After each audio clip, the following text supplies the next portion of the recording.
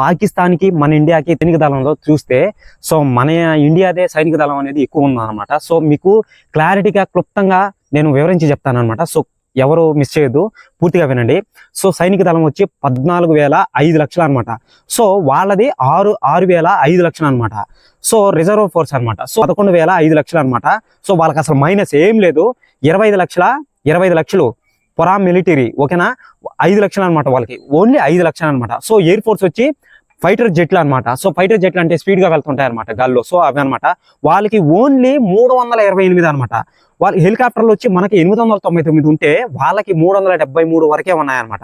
మొత్తం కలిపి 2,229 అనమాట. సో వాళ్ళకు వచ్చి 1,399 వరకే ఉందన్నమాట. సో ఆర్మీ అంటే ట్యాంకర్లు ఉంటాయి కదా, పెద్ద పెద్ద ట్యాంకర్లు పొడవుగా ఉంటాయి. సో అవి వచ్చి మనకు 4,201 అనమాట. సో వాళ్ళకి వచ్చి 2,000 వరకే ఉన్నాయన్నమాట. బుల్లెట్ ప్రూఫ్ కార్లు వచ్చి వాళ్ళకి 17,000 అనమాట. మనకు వచ్చి 1,48,000 అనమాట. సో సబ్మెరీన్లు ఎన్ని ఉన్నాయి మనకు ఇండియాలో? సో మొత్తం 18 ఉన్నాయి, వాళ్ళకి 8 వరకే ఉన్నాయన్నమాట. యుద్ధ నౌకలు 121 వాళ్ళకి, మనకు వచ్చి 293. దీన్ని బట్టి ఎవరికి గెలుస్తారో కామెంట్ చేసేయండి. సో మీకు ఇంకా క్లారిటీగా క్లుప్తంగా తెలియాలనుకుంటే నేను స్క్రీన్ షాట్ చూపిస్తాను, ఒకసారి చూసేయండి వెంటనే, ఓకేనా.